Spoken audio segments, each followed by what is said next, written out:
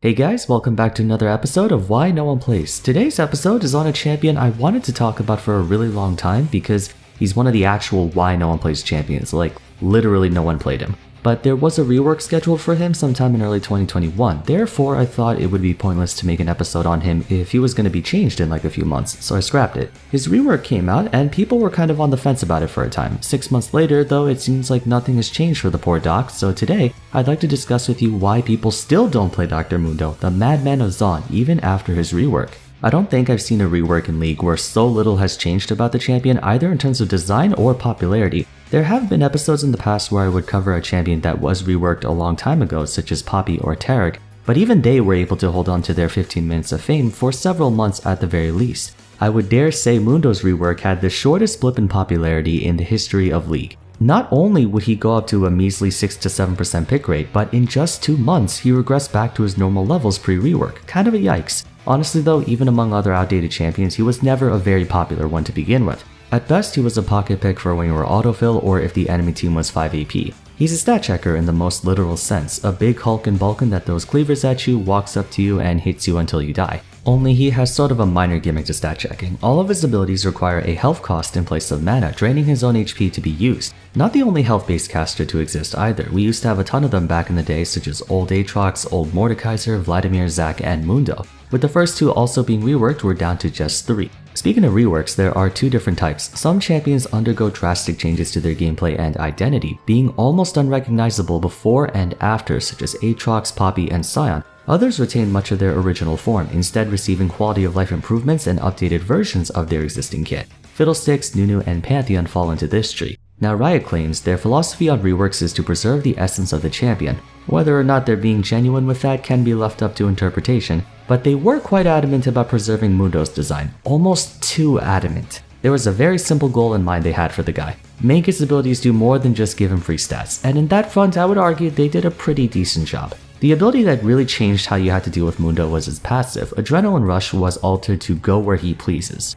No, seriously, that's the name of the ability. Mundo goes where he pleases, and credit where credit is due, this has to be the most ingenious way to incorporate his passive tenacity. When it came to stat checkers, I can't think of a champion that got more free stats than Mundo. He got bonus attack damage, bonus magic resist, bonus health regeneration, and bonus tenacity just by existing. So they wanted to tackle the extraneous aspects first. Mundo still passively regenerates more health, but that's mostly there to offset his health costs. The real part of the passive makes it so he's completely immune to the first instance of hard crowd control, losing a chunk of his current health and dropping a canister, just like how Poppy drops her shield. If he picks it up, he heals for a percentage of his max health and refunds a portion of the cooldown. This changes everything, matchup-wise anyway. Many were quick to dismiss this as a copy of Malzahar's Void Shift, but no, they're not the same. Yes, they both grant CC immunity while active, but Malzahar's passive dissipates upon taking any kind of damage, meaning if you want to throw out a Morgana Binding or an Ash Arrow, you can just hit him with an auto attack or a volley first and then wait a second or two. Mundo's passive only activates if hit by hard crowd control, so is guaranteed to resist one hard CC ability. Darius Pull, Singed Fling, Shen Taunt, Jax Counter-Strike, Kennen Stun, Set Pull, Renekton Stun. So many top laners who depend on that one ability for their combos have to approach this matchup completely differently than all the others. The funny thing is, Mundo used to get hard countered by Set, Jax, Darius and stuff as they could engage on him and he couldn't do anything. But now he beats the crap out of them, at least in lane. I heard some people complain it's a stupid mechanic because he counters so many champions for free with it, but I disagree. It doesn't make or break everything, and it has a long cooldown unless he picks up the canister, so just step on it before he does. On the other hand, the rest of his abilities didn't change all that much. For one, his Infected Bonesaw is a 1-to-1 carbon copy of Infected Cleaver. Virtually nothing was changed except the damage numbers and health cost. At first glance, Heart Zapper does look like a brand new ability, but in the grand scheme of things, it achieves more or less the same purpose. Burning Agony was a toggle that caused Mundo to lose health every second but gain bonus tenacity and deal magic damage to enemies around him, kinda like Sunfire Key. Heart Zapper is an activated spell. Mundo still deals damage over time to all enemies around him, but he stores a percentage of the damage he takes in that time. After 4 seconds or when recasting, he explodes and damages everyone around him that increases based on his bonus health while healing himself for the gray health stored. Despite having a lot more things to it, Heart Zapper is by far his least impactful ability because you max it last and neither the damage nor the gray health matter all that much, at least not until super late game. Blunt Force Trauma has for all intents and purposes the same attributes as Masochism. He gets bonus attack damage based on his missing health, and his next auto attack does increase damage based on his bonus health. The main difference is that if he hits a small monster or if the target is killed with this attack, it gets punted backwards, damaging everything in the way. Not the most major change out there, but it was certainly welcome as Mundo struggled with lane control until he got Sunfire. If you chain the splash damage with Qs, he's not half bad of a lane bully. One more thing, he no longer gets the bonus magic resist whenever he takes magic damage or pays a health cost. That kinda sucks because he was actually a fantastic counter to AP comps back in the day. His ultimate is pretty much the same, only main difference is that he gains a chunk of his missing health as bonus health from the start so you can't counter it with Grievous Wounds, and gains more attack damage equal to his bonus health. I'm not quite sure how I feel about his new ultimate because while it does still heal a bit and give more AD, Mundo's old ultimate healed him for 60 to 110% of his maximum health, which was friggin' insane. Now it's only 20 to 60. I suppose you can say he got a few more bells and whistles, but when you look at the big picture, nothing has changed about him. He's still a big meat shield with a bunch of health and damage, and his neutral game consists of throwing Qs at you over and over. What changed is that he traded a lot of those free stats for the extra properties like AoE wave clear and CC immunity, which in his defense does make him feel less polarizing to play, except that wasn't really the reason he needed a rework. Not to offend all the one-tricks out there, but Mundo is just boring. That was the issue with him. He had and still has some of the most monotonous gameplay in all of League of Legends. I understand this was a result of the old cookie-cutter design formula Riot followed back in the day, but he was in desperate need of a major gameplay overhaul because he had no special gimmick outside of being a ball of stats. For Why No One Plays, I normally try to avoid saying this champion is boring since that's highly subjective, but for Mundo, that's the entire reason no one played him before and now to this day. There still are a number of stat checkers in the game like Tryndamere, Trundle, Nasus, Udyr and such, but they have either an ability that can contribute a lot of meaningful pressure or have an established identity or win condition to play towards. Nasus is all about stacking your Q then turning into this massive 1v9 raid boss and one-shotting everyone. Tryndamere is the best split pusher in the game or one of the best and can be surprisingly tricky to play or play against based on lane fundamentals. That and there's a big difference between a Tryndamere with good and bad fury management.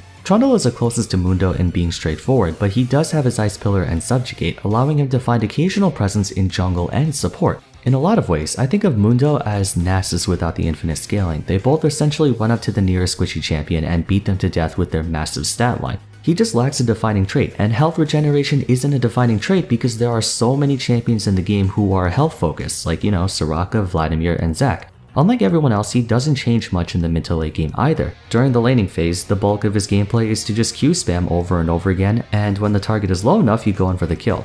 You might say that sounds a lot like Vladimir, he also Q spams over and over in lane, and you aren't wrong, but towards the mid to late game, he becomes a massive AoE nuke by flash ulting into the enemy team then blowing them all up to pieces. His gameplay does change as time goes on. I was hoping the rework would add some level of dynamic interaction during teamfights, but Hard Zapper is just I heal some of the damage I lost, and Blunt Force Trauma's AoE splash attack is mostly used for wave clear. It's not like it's a mini Lee Sin ult or anything. His passive is a unique mechanic, but it's just a passive, there's no skill involved. To make matters worse, even though Riot's intent behind Mundo's rework was to change his free stats into ability interactions, those free stats were the only thing that made him relevant in the late game. I'm not saying the extra tools he got don't make up for it, like I said, being immune to any single instance of hard crowd control changes how you have to play against him. However, that didn't improve his overall standing in the game, rather it shifted his power budget to accommodate for different problems, opening up new ones in the process. Old Mundo was the most linear champion to ever exist, but he was good at it. Towards the mid to late game, once he had Spirit Visage and a few items, if the enemy team didn't have Vayne or Fiora,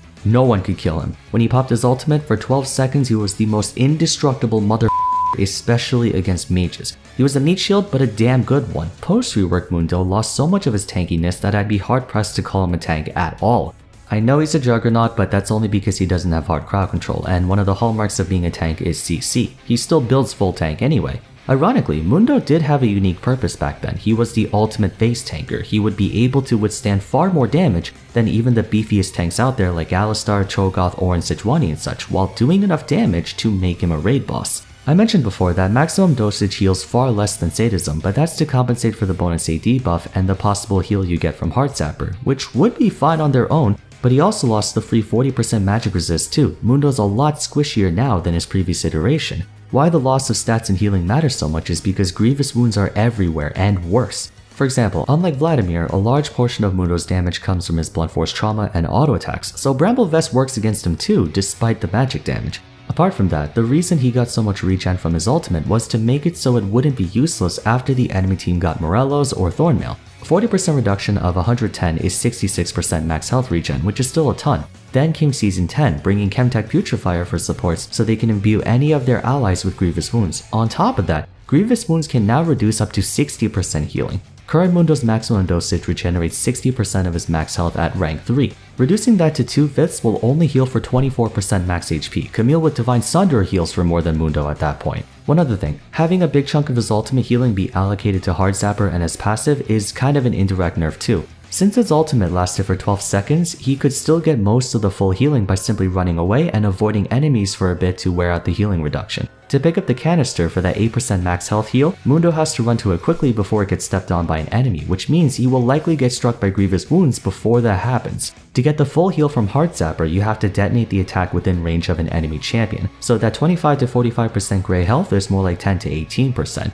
He only heals for the stored gray health if he attacks an enemy champion. Case in point, Mundo went from turbo regenning back to full to healing almost nothing thanks to the improved Grievous Wounds. Mind you, he's not a weak champion by any means, he hovers around 50% win rate, so he's balanced more or less. But that's only because his laning phase is a lot stronger, so he can snowball games. This current version of Mundo scales much worse than the old Mundo, who was weak early but incredibly hard to deal with late game if the enemy team didn't have a Vayne or Kog'Maw. So even if you did manage to cheese laning phase, you had to end the game quickly, if only you could.